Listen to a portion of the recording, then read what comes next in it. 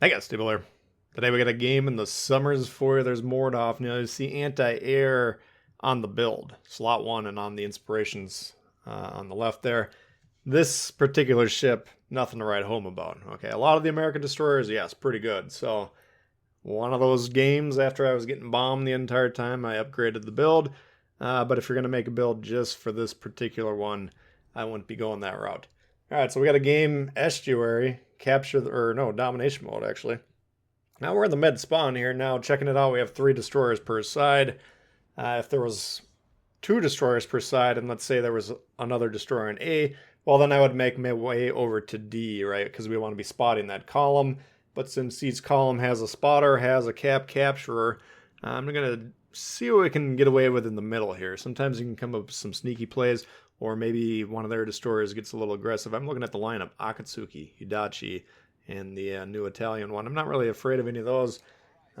Still learning about the Italian one. Don't have it quite yet, but nothing that I'm super afraid of. We got to keep an eye on the cruisers, because if one of those hooks around the bend here unexpectedly, then our game would be over pretty quick. But just kind of playing over here, seeing what develops, right?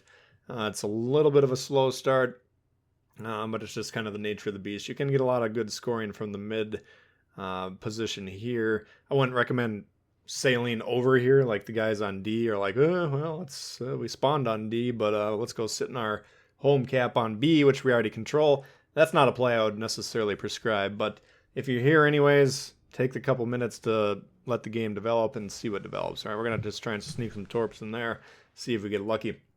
Keep an eye on the twist and track, seeing the Harbin there, so we know no destroyers probably, well, that guy's immediately to the south. So we do need to keep an eye on the Harbin, certainly, because that's a ship, if he gets close to us with an unimpeded gun angle on us, well, it's going to be lights out. All right, so looking at the situation on D here on the map, okay, we got a guy he was capturing, he just got reset. Again, he's got no support.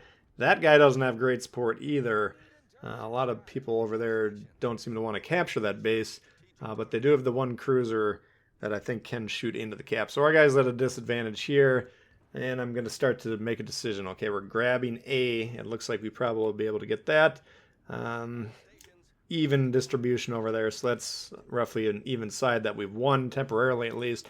Here, well, okay, we just lost our Maz. We got a half health Akatsuki who's going to attempt to flip this base. Now we're going from, all right, let's let the game develop for a couple minutes to now we know what we got to do, right?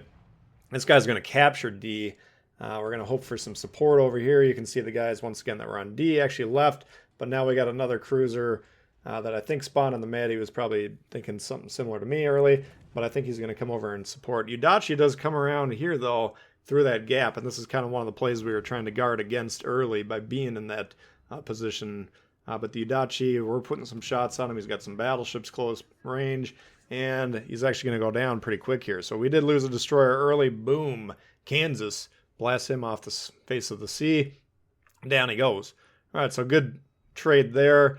Once again, they're evening up the scoring in the background. That means we got a little bit of a 28 point lead locked in the background currently. That, of course, will change as the game goes on. Now, okay, we're going to come around here. The name of the game we're coming around here is be careful of this cruiser that's over here. He hasn't been spotted for a little while. If he's decided to push into the base, maybe he decided to help capture it, and then he comes around close range again. That's problematic, and there he is right there. So we're keeping an eye on him. He is heading mostly north. Luckily, we will be getting some support here. Now, we got a couple guys in the B cap that do have shots on them, and they're going to start putting some fire in his position. So we're going to put some torps down there, see what happens. Akatsuki spots us. Go ahead and start trading shots, and even though he did hit us, didn't do any damage. Knocked out our engine temporarily. We used the smoke. I don't know if I needed that. I was more worried about the New Orleans, so you can see it did shoot into there. But I probably could have killed that Akatsuki and then used the smoke a little bit more reliable of a play. Nevertheless, we're going to come through here. All right, New Orleans, we spot them there. I'm thinking, well, can we shoot? Nah, it's a little bit early. Okay, we'll shoot right there, right? Because we're letting the smoke to play behind us. And we have this cutoff here, the island. But here's the Akatsuki coming to let us finish the job. He wanted to suicide torp us. Not going to happen. Maybe you launched him at the battleship. I don't know. But down he goes. and now the New Orleans, last seen leaving the cap. So I'm going to try and once again get into a position to spot. That's the most important thing because we do have this support. And you can see on the top of the screen there, we're down 3 battleships, they're down 0 battleships. So in terms of team weight, red team significantly stronger at this point in time. That's something to keep an eye on. At this point in time, this game looks like a loss, even though we're tied in the background. It's going to be very hard, right? Because we only have 1 battleship who's going to be vulnerable to multiple ships targeting them. We got 2 cruisers. Well, they got to go up against those battleships, so that's going to be tough. And yeah, we got a destroyer advantage, but where's our other destroyer? I don't even see him right now. Oh, he's in the A cap, so he's kind of holding that position over there. It looks like he's doing pretty good. New Orleans, we do manage to spot him there. He takes a meaty whack from one of our teammates who actually, when we zoom in here now, we'll note the sparks coming out of the smokestack. His engine was actually busted. So we're going to park here. He is getting spotted. Presumably the cruiser to the north of us has a line on him here, and we're unspotted, so we might as well take some shots here to get this guy off the board. If need be, we could always back up, reestablish line of sight, and blast him. But no, we cleared that side. He's down. We're only down 1 ship at this point in time. Again, team weight still probably favors the red team, but it's looking a little bit better in terms of raw ship count. And, okay, they're flipping our A-cap. They've chased our destroyer off. They sent the cruiser in. They got the numerical advantage over there, 4v2, certainly 5v2 if you count the battleship last seen pointed towards B there. But we're countering their play, right? They're going to get A. We know that. Either they're going to kill everyone there or they're going to drive them off. So we've basically countered their play. We did spot the Harbin here. Someone behind us shot. Harbin slammed on the brakes, so he didn't take the dev strike from the guns. But we are like, okay, we know what he's going to do. He's deploying the smoke.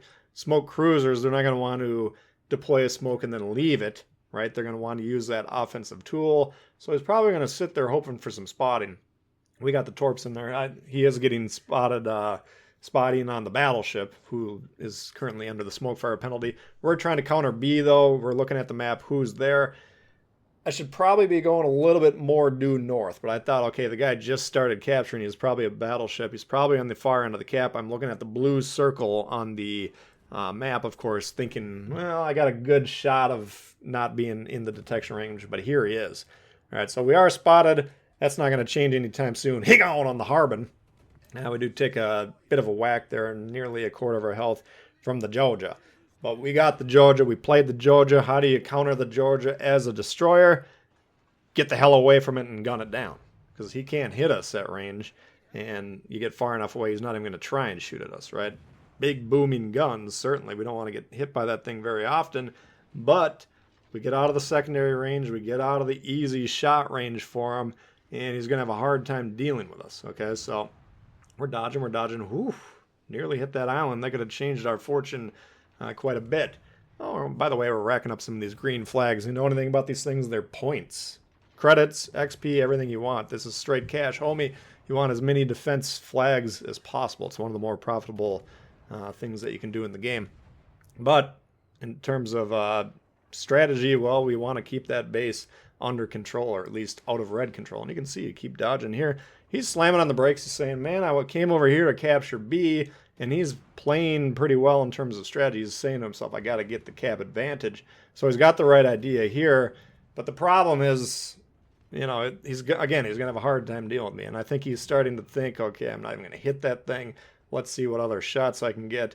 And I'm just content to sit here and cycle his damage control, see if we can get him on a fire. Look at that spread. He's backing up, so it's a relatively narrow spread. If he turns the wheel hard one direction or another early, like right about now, he would maybe get out of that spread. But usually if someone's backing up, they're going to be going less horizontally, or they have less horizontal options, I should say, than they do if they're moving forward at much faster speed. So kind of a design torp spread there, and you can see with the Summers, you get these 3 spreads. Now the Summers, this is the collector's edition. I don't know what changed between this and whatever's available now, if it even is available, but what you're seeing is what the ship was initially. Speaking of what our team's been up to, well, the DD's been kiting the guys that captured A all the way into Timbuktu. That's a great play. And our guys that sailed through D supported us there. they went to get D, or C rather, get the home cap. So we are, and we do get the torp hit there, forcing them to use the damage con. So things are looking pretty decent all of a sudden. We're only down by about 20 in a game that 3, 4, 5 minutes ago looked nearly unwinnable. So good job for the team holding it together here and making the right calls. Where I criticize those guys on C now is we have the cap advantage. We know where all the ships are.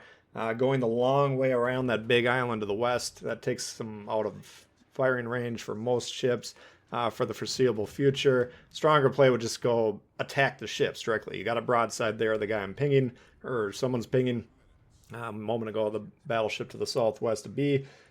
This is where the game is being won or lost. So you don't ever want to remove yourself from being able to fire on reload. Certainly not.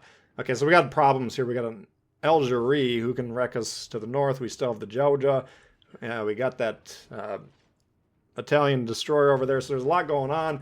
We also have another destroyer over here spotting, which is interesting. As long as he doesn't use his smoke, I can fire up my smoke right now as we're doing.